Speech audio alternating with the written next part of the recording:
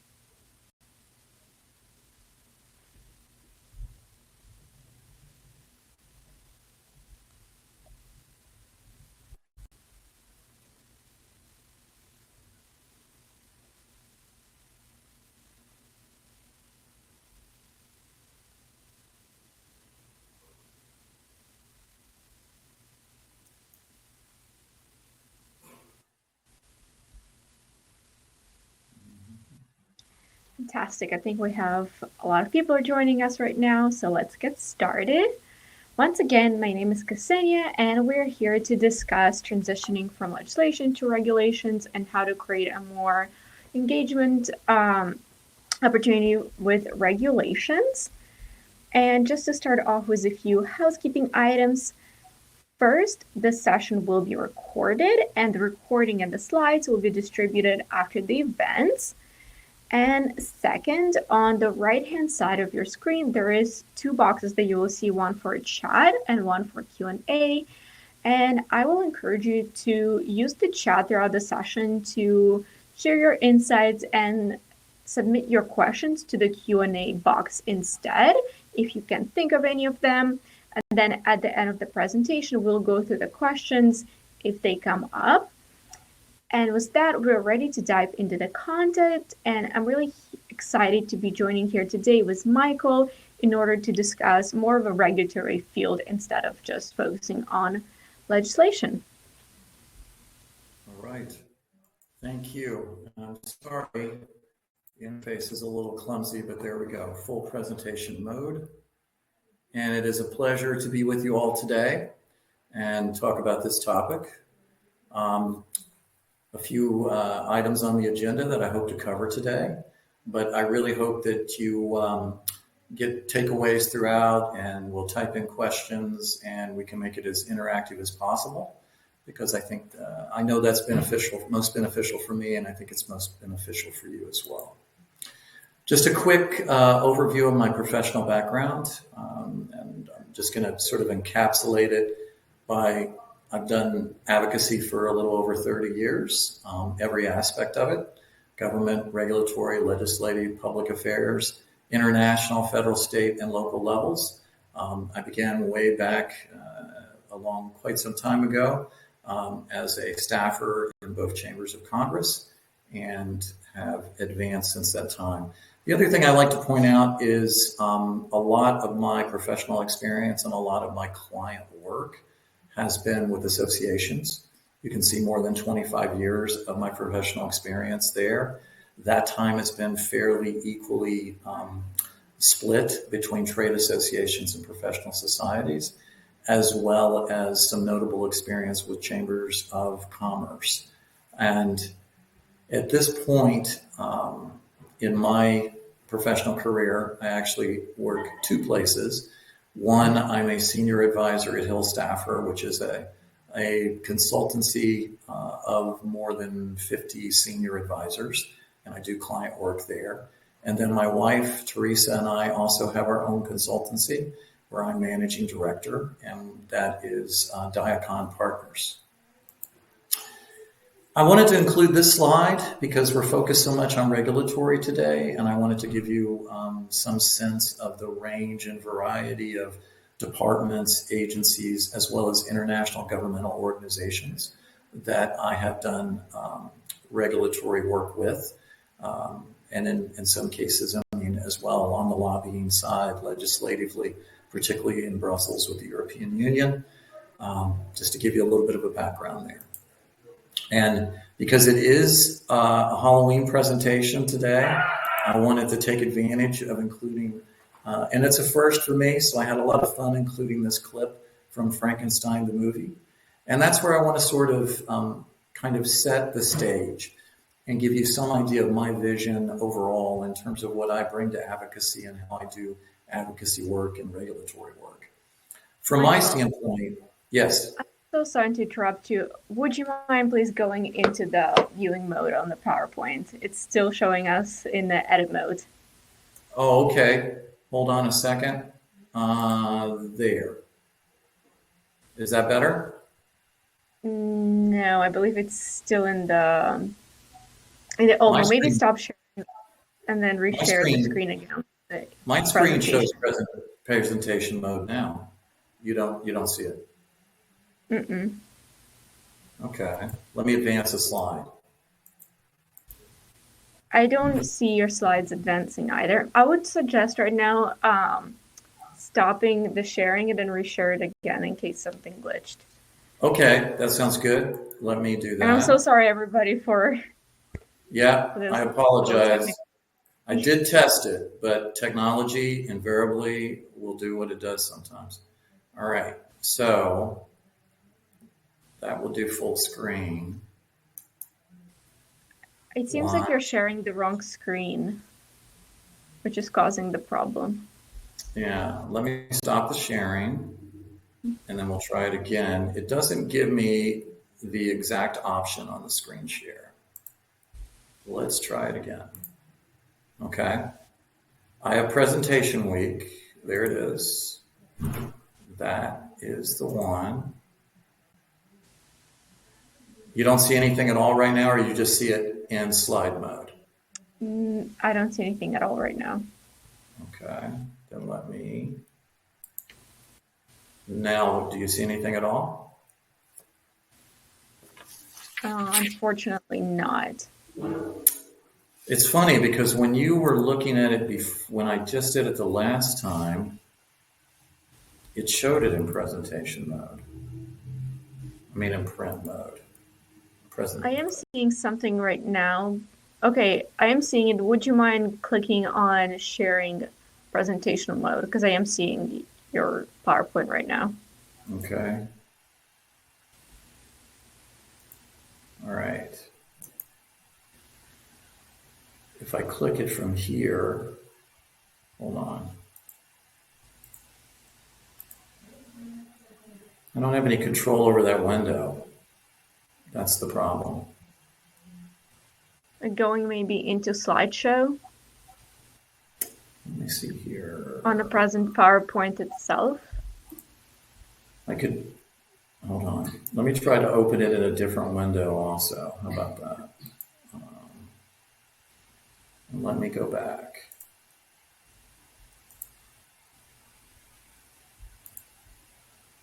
And now.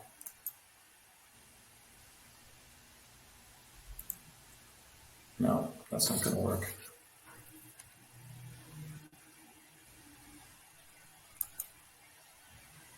Clicking on the slideshow presentation mode doesn't. Just clicking No, on when I this. do that, it doesn't do it on your screen. It only does it on my screen. Let me see. Let's try it. All right, I'm going to try presenter on that one. But then, see, I need to get to your one. Hold on. Your window. Yeah, see, it still does the same thing. I'm toggling between windows. One window has presentation mode. The other window, you're just seeing the slide presentation. No worries. How about you send me the slides right now through email and I can share them. Okay, let me do that real quick. And once again, everybody, I apologize for this technical difficulty. I did test it. I apologize. All right. And hold on just a second.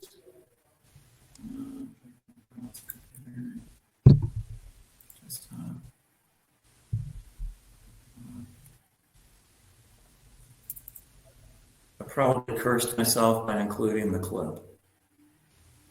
It's a spooky day, so spooky stuff are happening. Yeah, that's probably what I did. I should have not gotten so fancy. All right. Hold on. Okay. I'm just waiting for it to completely attach. So, all right. Should be able to get it to you shortly. I'm going to close out of. Nice. Well, while we're waiting, if you want to drop your favorite Halloween candy in the chat or the costumes that you think are fun, please go ahead to do that. It is Halloween after all. I sent it. Let me wait for it. Let me get back up here. I'm assuming I'm going to stop my slide sharing because it's obviously way behind anyway. So let me do that.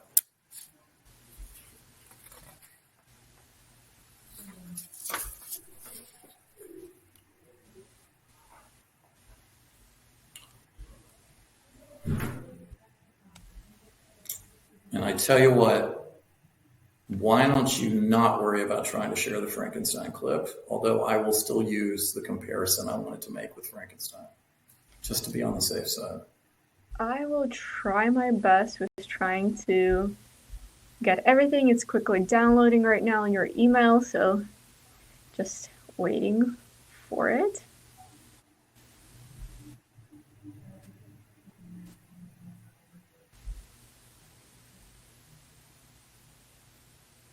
She suggested just to click through in edit mode, but that's just not so clear for people.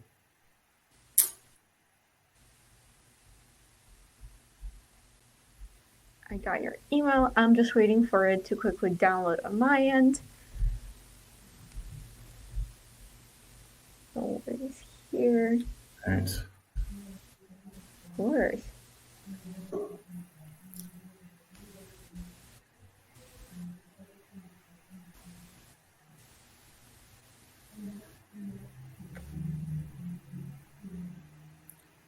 I guess unless you test everything live, you never know 100%.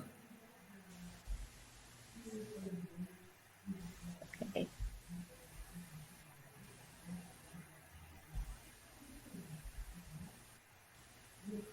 Okay, let me share my screen now. I got your button. All right, I'm going to keep my fingers crossed that it works on your screen.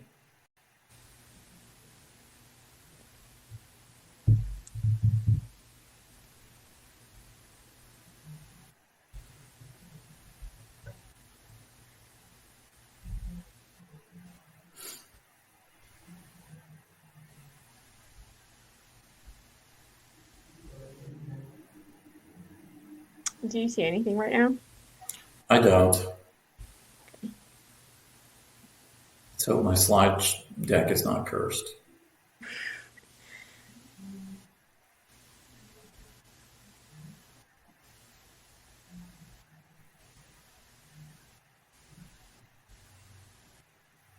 Uh-oh, something's coming.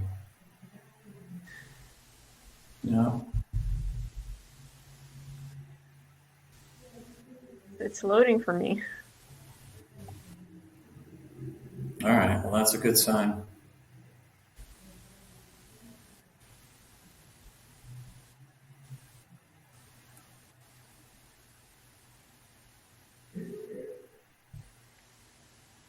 Honestly, I think as we're trying to, let's start talking without the slides, and if I can. I can do it without the slides. Yeah, and you can catch up. In fact, like I said, let me explain the significance of Frankenstein, other than it just being delivered on Halloween Day, on Halloween the holiday.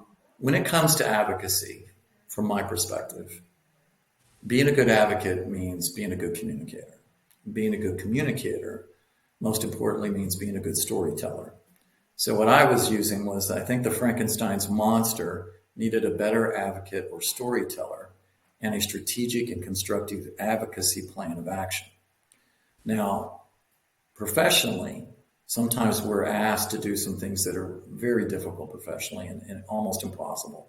In other words, you get parachuted in at 5 minutes to midnight with a very impactful final rulemaking that you haven't really been able to interact on or shape or do anything with. And the client has a lot of outrageous expectations of what you can do at that point. And so that is some of sort of the level setting that I wanted to do.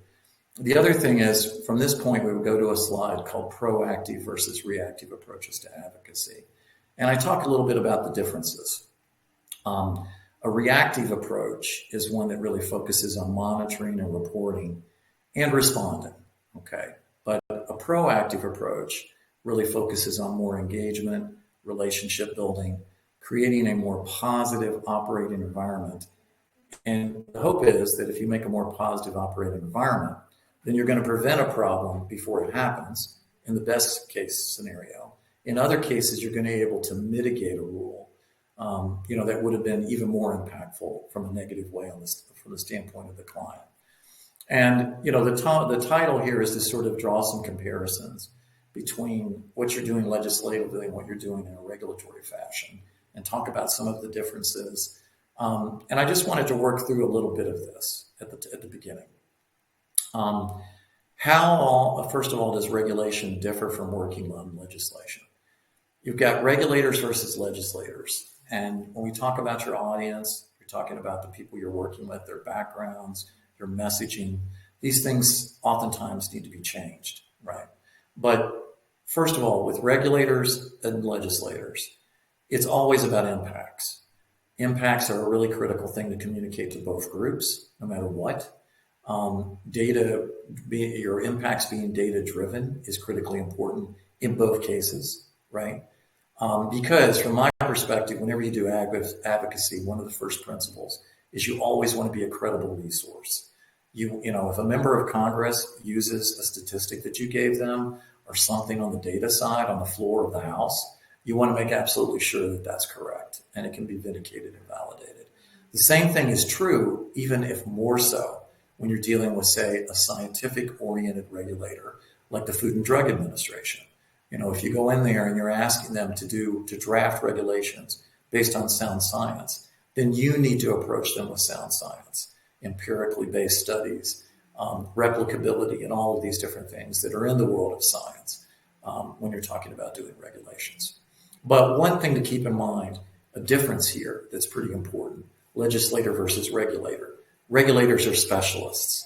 Legislators, by definitions, are not specialists. Even when I was a congressional staffer, your average congressional staffer covers, depending on which chamber, 6 to 8 issues. And then in a moment's notice, they can be asked to cover a new one or a new set of them. So typically in Congress, the only real specialists are professional staff members on the committees. That's as close as you get to being a specialist.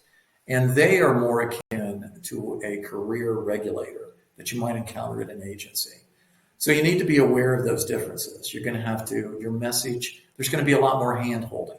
Whereas on the other, you might be coming up with studies and you may be talking about methodology. On the other one, you're going to be trying to connect the dots between science and what's really happening in the real world, right? The other comparison I'd like to throw out is this idea of the process and the opportunities, legislatively and in a regulatory fashion.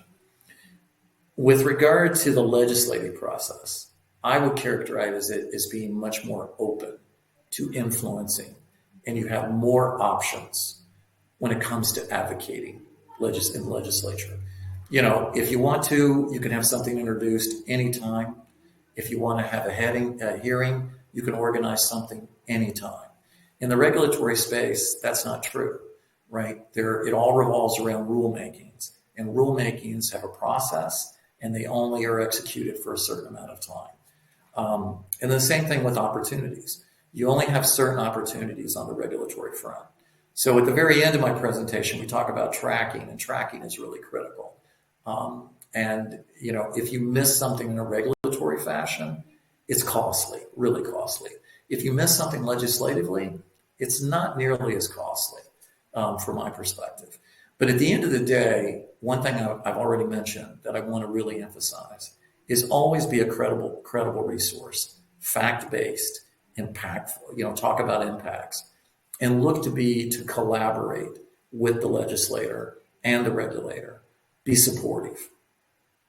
Um, the other point I want to mention is that you should always continue your legislative work. When you look at the title of the presentation today, it is about transitioning, but don't think you're just quitting on one front and going to another. To really optimize what you do on the regulatory front, you can and should stay engaged in the legislative area as well. And they have a lot of synergy and they can reinforce each other.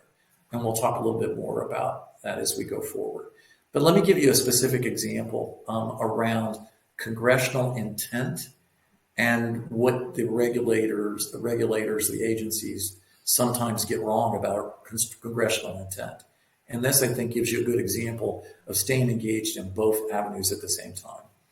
Back during COVID, when the PPP, the Paycheck Protection Program, came on board, I was representing a client, and we put together a coalition of more than 12 associations, trade associations, professional societies, representing hundreds of thousands of professionals and workers across the U.S., representing a lot of segments of the economy. And it was around doing a couple of things to improve and maintain the PPP program. But one of these things about a PPP loan, Congress intended that if you took this loan money, you could do normal business expensing with those funds. Now, the Department of Treasury, specifically the IRS, came out with a ruling, a clarification on this, and went completely against this. They disallowed it. They said you couldn't treat it as a normal business expense. Well, we went to Congress, and actually Congress was very incensed over this because it flew directly in the face of what they had drafted legislatively, what they passed, and what they intended to do. So we had to put a lot of pressure on the Secretary of the Treasury with our coalition, working with the Congress, and finally Congress passed an actual correction. All right, so it's not, if you read the legislative language, it's open to interpretation. The Department of Treasury, the IRS, interpreted it one way. Well, Congress went back to it, revisited it, and just did, as I recall, it was like one or two sentences, but it made it categorically clear that you could do what Congress intended from the beginning. So that's an example of proactive, reactive, talking about the differences between one and the other, legislative and regulatory, and just realizing that you need to stay fully engaged in both because there are always opportunities on both sides of it. How are we doing on slides? Because now I've kind of got into some visual, and it would be good if we could have some visual. Still not doing well? I can't hear you. You're on there. Sorry about it. Let me check with my team real quickly. All right. Well, I'm going to continue on and then skip the stuff that doesn't require visual. How about that? All right. What I was going to do at this point was just briefly outline the federal rulemaking process. It is pretty straightforward. I'm sure you'll get the slide deck at some point, and you can review it. I always like to make comparisons, particularly since I've done a lot of work with the European Union. And I did include just a quick diagram overview of the EU's rulemaking process. One of the interesting differences from my standpoint between the two, the EU's is obviously more complex, and you probably all would have guessed that. But the other two things that are, I think, interesting about the comparison is one, there is more public opportunity for public consultation in the EU's process. You actually get two opportunities at that. There is a lot more time focused on impact assessment too, but that just emphasizes that regulatory process is always about impacts. The impacts that the regulation is regulation is going to bring about, the impacts that the regulations are going to try and prevent. It's always about being impactful, right? The other thing is that there's a lot more, the consultation, as I said, is much more complicated, more opportunity for public input and all of that. What I want to do now is take a minute and introduce you to a concept that really, other than some of these principles that I've been mentioning, supports everything I do and from an advocacy standpoint. And I call it constructive engagement. And I'm going to be very specific. There's 4 points to it, whether it's legislative with Congress or with a regulator. But I'm going to use regulatory language for the presentation today to go through each four. Number one, you need to establish an ongoing positive and remember proactive relationship with the key regulatory departments and agencies that impact you, your organization, or your clients. Okay. And what do I mean by ongoing and positive? All right. We use that Frankenstein example. You confront a final rulemaking. You haven't done anything to that point, and then you have to try and engage. This approach is meant to avoid that, right?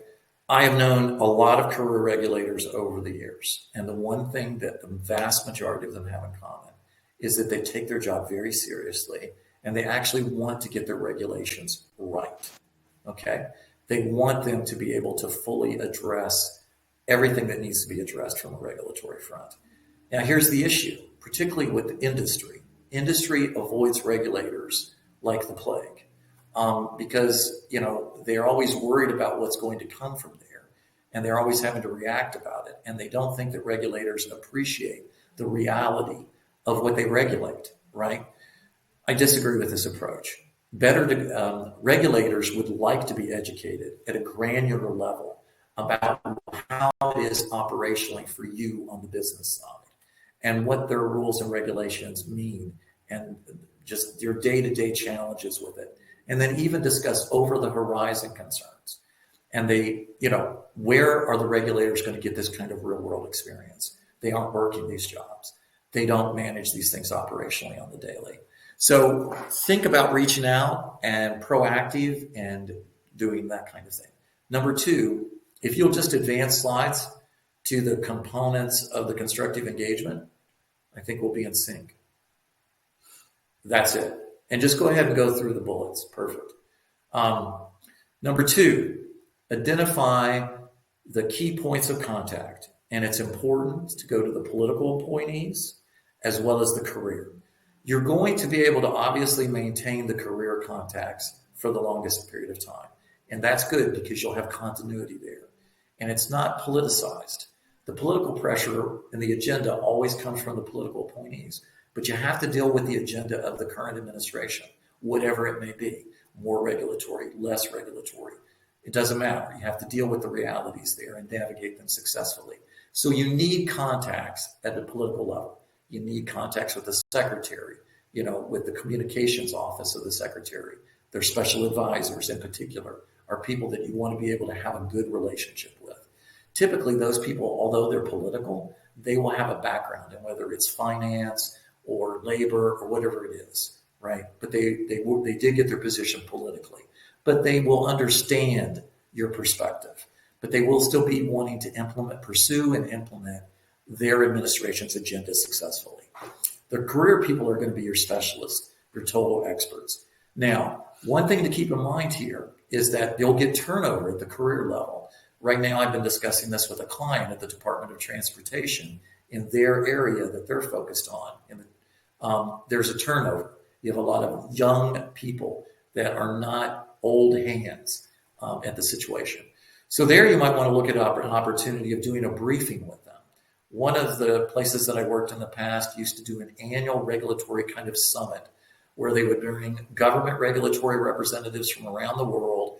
And then the people that showed up, the members of the trade association, were all the regulatory and compliance folks at the member companies. So they would just dialogue and have an exchange of views around the current regulatory environment, challenges coming up. And so this was great, this give and take, very educational, very positive, and a tremendously effective way to educate, get new people in the agency up to speed in a hurry, right?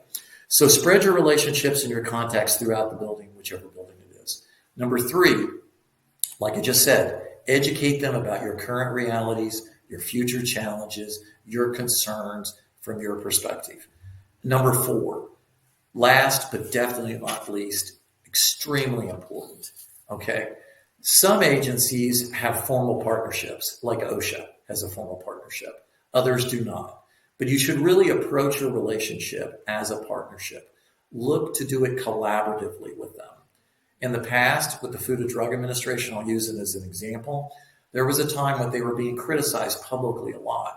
But the place that I worked chose not to pile on, right, and to keep quiet and to just sort of discuss the issue positively with the agency, behind closed doors, nothing public. Later on, there was a time when FDA wanted more inspectors. So they went to Congress and asked for more money. This client, this place where I worked, we actually went to the Hill and advocated in support of the FDA's request for additional money for more inspectors. So this is what I mean about carrying their water, doing it collaboratively, being in a partnership. Obviously, sometimes don't think that a constructive approach, even if you execute it perfectly, is always going to give you perfect regulations. I don't want to promise that. I do believe it will give you an opportunity to have more input and more influence over the process, which means better regulations and a more improved relationship, which is extremely valuable. Go ahead to the next slide, please. And I'll have to tell you, there are a lot of ways that I could have organized this. Quorum, I think, does a really good job of giving you some fact sheets to kind of get you sort of a good foundation. And this is taken exactly from a quorum, but I'm going to kind of give you my own insights as we work through these 7 points. First, it's all about how to be most impactful in a regulatory rulemaking. Number one, the biggest opportunity you have are these public comment periods. But now, aside from, I consider this the number one thing to be impactful, other than adopting a constructive engagement approach to all of this. If you've got that, that's number one. This is the next most important thing. You've got these set periods. Individuals and organizations can submit comments on a proposed rulemaking. Typically in an agency, the public comment period is either going to be open for 30 days or 60 days. It's always announced in the Federal Register. And this is known in a formal way as the notice of a proposed rulemaking. So it's an NPRM, you'll see it. Now, here are my tips about the public comment period. Always comment, number one.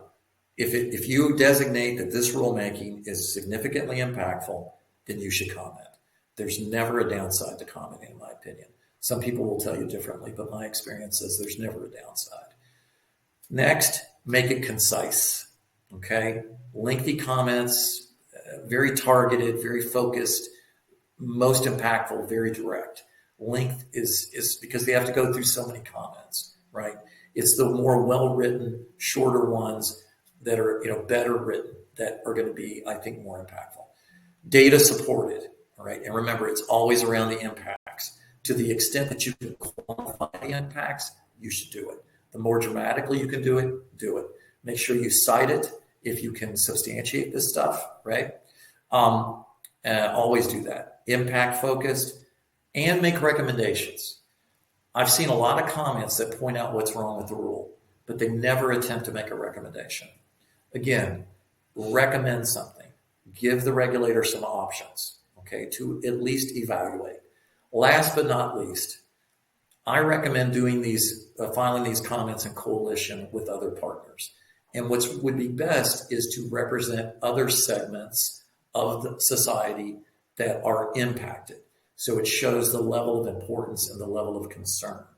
Now, that being said, sometimes you won't be able to find a suitable partner that is in sync with what you want to say.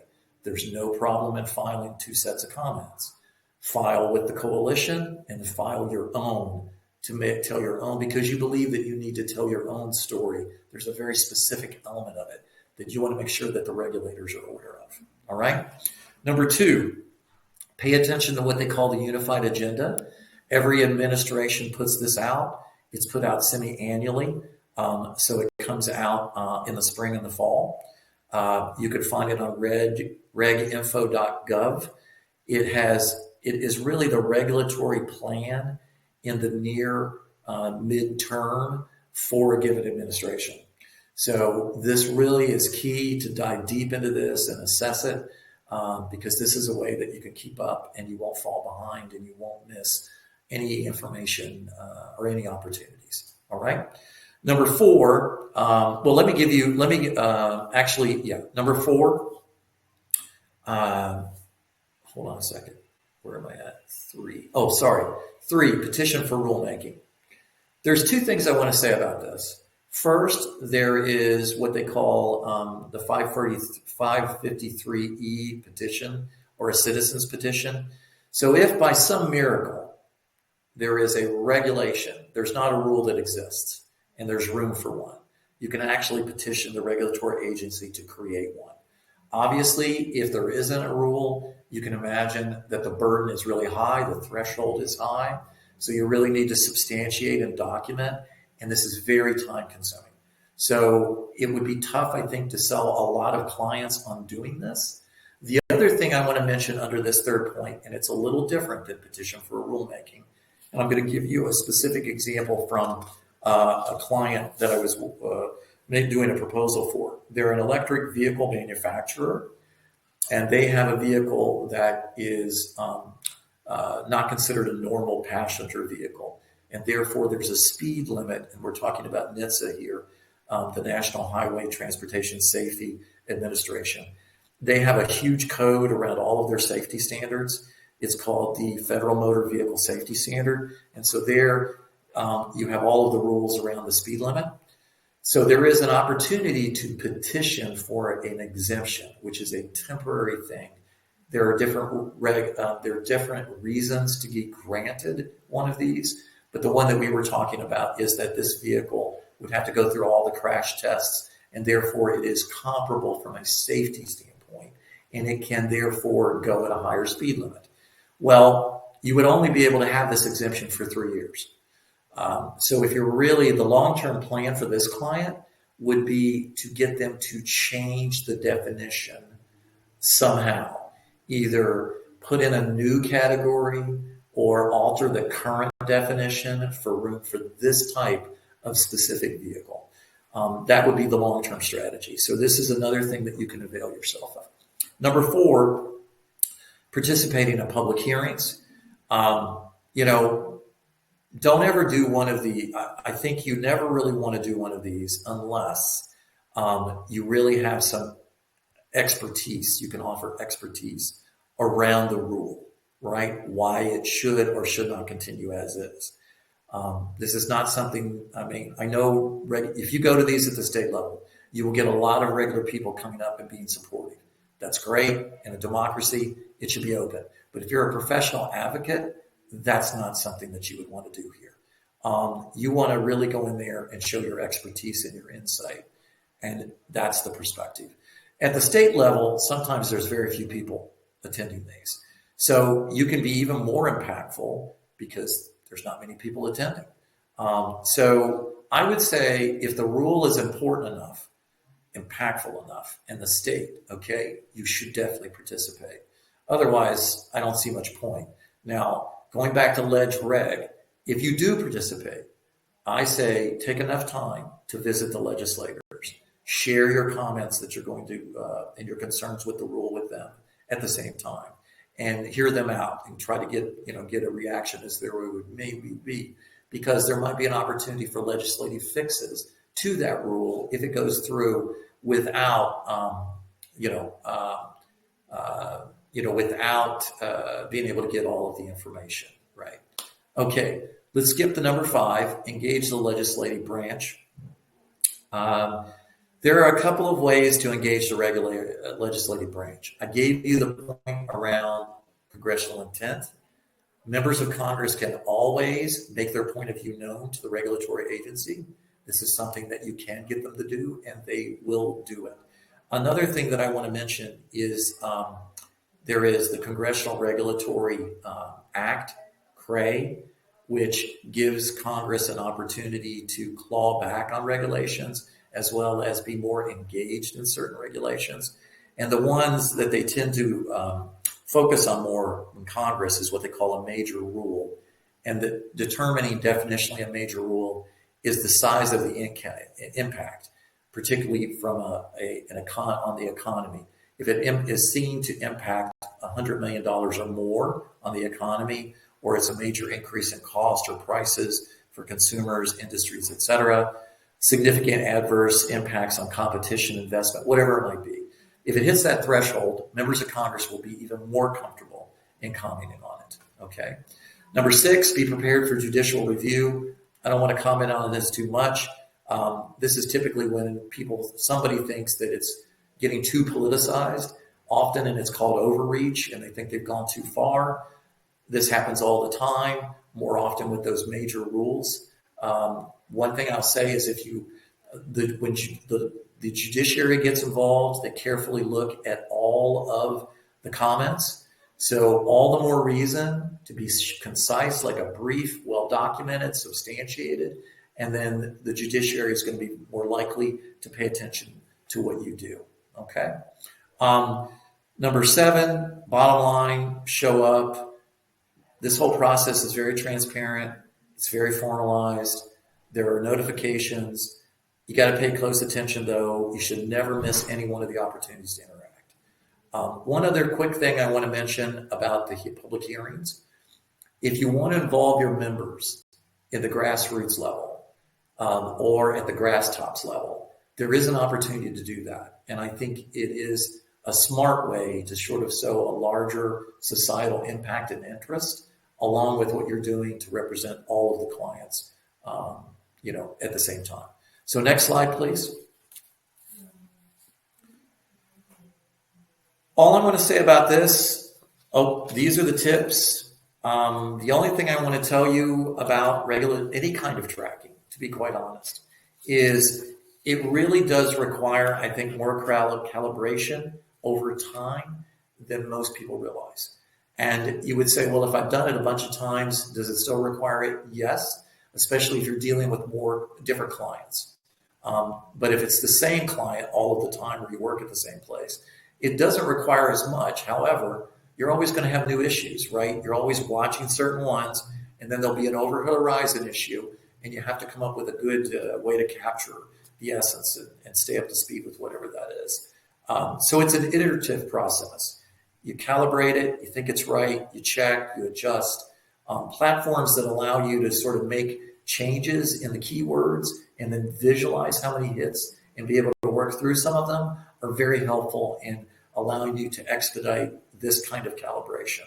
All right. But the bottom line is avoid slips. Going back to the constructive engagement approach, whenever that's working best, I hear from the agency. I hear from congressional offices. They share intelligence with me. Okay. So it just adds another layer of protection and avoidance of slips. So that's pretty much it. And I apologize for it being a little sketchy when it comes to technology, but hopefully, we've got some good questions and I can try to answer some of those. Thank you so much, Michael. We do have one question in our Q&A box. If you have more, please go ahead and submit it right now. But the question that we have is, when it comes to building relationships with appointees, how do you deal with a change in administration? When the appointees change, what's a good strategy to meet new faces? Yeah, the change in administration is a tough moment, right? And it's critical because let's just say, going back to the Obama administration, issued a lot of rules and did a lot by executive order because not able to work as effectively in pursuit of his agenda with Congress as he would have liked. Then, every administration after that confronted a difficult Congress. So that meant that the executive did even more regulatory and more executive order. And also the change from one party to the other meant they're trying to claw back all those other regulations. So for the first moment of the new administration, they're looking to try to get rid of regulations. I think you can't get a handle on who is going to be the politicals in the agency too quickly, right? And that's what always takes a long time. But that's where having solid career contacts in the Department of Labor or Food and Drug or wherever it is, you've got continuity with that, right? And they're wondering, just like you, who's going to be the new secretary, right? And what are they going to change? How is their job going to change? So that's a good way to get intel in the building. But you have to reach out. You need to. I've known people just say, "Well, it's this administration. We don't have a chance in the Department of Labor." I don't agree with that approach. It may be a very difficult time for you, and you may be forced to be more reactive and play defense. But again, if you've got those connections throughout the building with the career people, you've still got some opportunities. Thank you so much. The second question we have is, what is your prioritization strategy on which regulations to attack? Well, number one, I think you want to look at the major ones, right? From the economically significant rules, right? Those are the rule makings that, and that's for you, right? It's possible to have one of these that's classified that way, that your client or who you represent is not going to be all that impacted. Okay, so assume that rule is going to impact you a lot. Well, that's going to be that's going to be put out there. Odds are you'll know that's coming. Pretty much every time in a change in administration, I knew these kind of rules were coming, and people were talking about them in advance. So that is the priority. After that, sometimes it gets a little tough. Because you may not have all the technical expertise that you need to determine whether this rulemaking at NHTSA or Food and Drug, you may not readily know, or the person who's working on this may not readily know how impactful it will be. So you might have to get a little more help from an additional subject matter expert. But if you are dealing with industries, they're going to have good regulatory compliance folks. And as soon as you get an idea of what the shape of the rule is going to be, I think they'll be able to inform you as to how important it is as well. Thank you. And the next question we have from Thomas is, can you talk a bit about how Executive Order 12866 meetings with the Office of Management and Budget can complement an effective regulatory engagement strategy? In terms of, for instance, I don't remember all the details of that executive order. I apologize, but one of the things is with OMB, we didn't get to show that slide, but I think this person realizes that OMB is, that office is pretty critical in the whole rulemaking process, right? So that is a tricky office to have good relationships in. But it is definitely an office that you should try to build relationships in, because it's got overview. All of the regs go to there, right? It's kind of like when you're drafting up legislation on the Hill, you draft it up however language you want. It goes to the Legislative Council to be made into legislative language. So OMB will evaluate, they'll classify, and they may make some changes. Changes can be made at OMB to regulations. So OMB is a really critical piece of the puzzle that you need to, it would be good if you had really strong relationships there. And it's always about the timing of when OMB is going to release the final reg. And that's another thing that it's good to have an awareness of that. And we have another question from Glenn, and his question is, does grassroots advocacy have a role in regulatory activity? He says that he has seen organizations draw upon their membership and flood agencies with public comments. Is that a good idea or is that a mistake? Yes. My sense is not to flood with comments. I do think that there is a possible opportunity there. I would say the hearing, and I sort of referenced this, right? If you get up and you do a very expert data-based comment, right? Whether it's and you should do a verbal at the hearing and then submit a comment. But I do think it is impactful to see different segments of society represented. Or, if I show up and I'm representing over 3,000 or 100,000 or whatever members, it's good if you see some of those members come, right? And now typically the environmental folks are the ones that really do this. They bring in a school bus, okay? And so they're very visible. They bring in a lot of young people a lot of times too, all different kinds of people, all different walks of life, right? To tell their personal stories. I think that's good. I think you can overdo it, but I think it can be coordinated and it can be worthwhile. A lot of it is really dictated by the rule making itself, the segment that is impacted. But I do think there is a place to do that. And it just has to be carefully orchestrated, is all I'm suggesting. But I do think it has its place. Absolutely, I do. And Jessica is saying thank you for sharing your expertise with us. And her question is, can you share a little more about how to start building a relationship with career staff and tips on identifying who best to get to know? Right. Well, the tips on let me do it in reverse order. In the building, obviously, if you're doing this kind of stuff, you've got to have some kind of registry, right, where you can look up people in the agencies, get their email contact, know they're in that office, all of that. It goes without saying. You have to have access to that. So then, depending on, you have to find out who in the building, right, are the most important places for you, okay, and where the rules are going to come, right. In the transportation space, I do a lot of transportation clients, so I know the key ones that I need to monitor all the time. And I have relationships in those, whether it's NHTSA or FAA or whatever it might be, right? And now, not everybody in the building is engaged in this kind of work, but I do think, don't underestimate having like contacts in the communications part of the building. Don't underestimate having connections with the congressional affairs people in the regulatory body, okay, in the building that you're focused on, and definitely get as many people in the secretary's office or the administrator's office as you can possibly get. I don't really care what they do. More connection, more contact.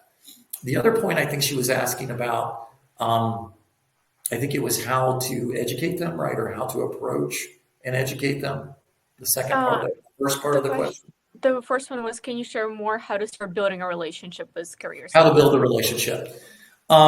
You can reach out to them, but I think it's always good to, instead of asking something from someone, right, to make it more a positive that you're giving something.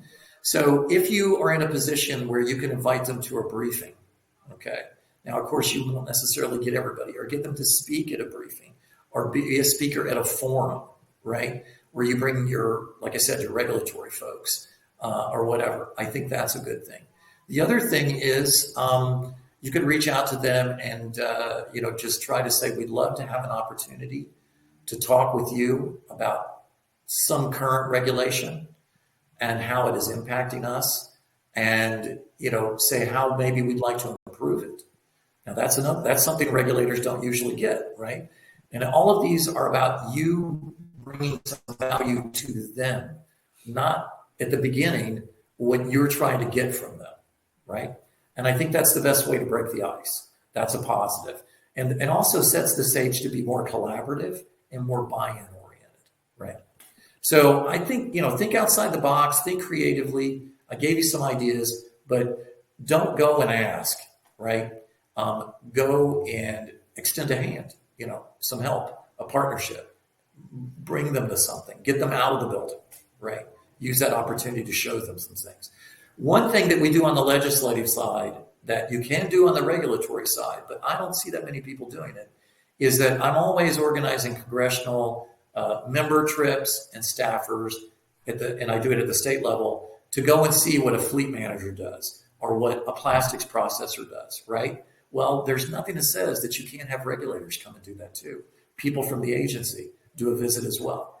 I would encourage you to think about that as an option also. Thank you so much. And we have another question, and it is, can you speak on an approach to advocating an agency that has already made a decision and now regulation? What would you like to advocate impacts of the decision? Okay.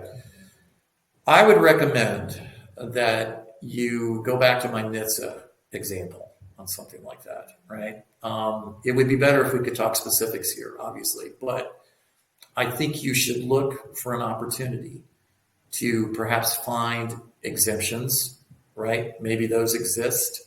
Um, Maybe you could also make a case that if there's definitions, again, like I was saying, the definition is not, it's not appropriate in somehow, it's not accurate in somehow, because you're going to have to reason this out. You can't just say we don't like being regulated so much, right? You have to say how the regulations are less appropriate, right? And I always say take the tact. We don't mind being regulated. We like being regulated. We just want regulations based on sound science. We want the regulations to be appropriate. We don't want the regulations to be so burdensome that it's preventing us from doing something. And I'll give you one specific example there. I'm about to take, I hope, to be taking on a client soon that works in the radiopharmaceutical area. They transport radiopharmaceuticals. These are medical isotopes, right? You can't imagine a more regulated transportation issue. Taking medical isotopes from one hospital to another or to a national laboratory, right? But remember what this is about. It's not just transporting goods. You are saving people's lives. You are facilitating cutting edge treatments that are saving people's lives. So I'm not saying that they should be less regulated. I'm saying that sometimes the regulations think about have a wrong approach, maybe, and they might regulate a different way to make sure that this is not going to be, I'm not going to say less safely transported, but keep in mind how quickly it needs to get where it's got to go, right? Without cutting corners. So I'm just saying that you can educate them about how you've got different requirements. But again, if you're taking the tact like this to go to the agency anyway, and say, we're overregulated, this regulation's wrong, in my experience, you're not going to get anywhere with that approach. Then you Thank need you to go so to much. Congress and try to get Congress to do a legislative fix for you. That would be the better way to go. Working with the regulator, I just don't think that's an option. But I do think that there are other things that you could do. I said that, and sometimes, oftentimes in the regulatory space, things do get revisited. Regulations do get revised. Definitions do get revised. And so that's a real critical opportunity to try to make a solid case on why it should go a particular way. Michael, thank you so much for answering all our questions and for sharing so much insight with us. There are no more questions, and we are about at time. So thank you so much for everyone for joining us. We do have a next session coming up shortly that I encourage you to join. And Michael, thank you so much once again for your wonderful presentation and for your time. It was very, very resourceful for us.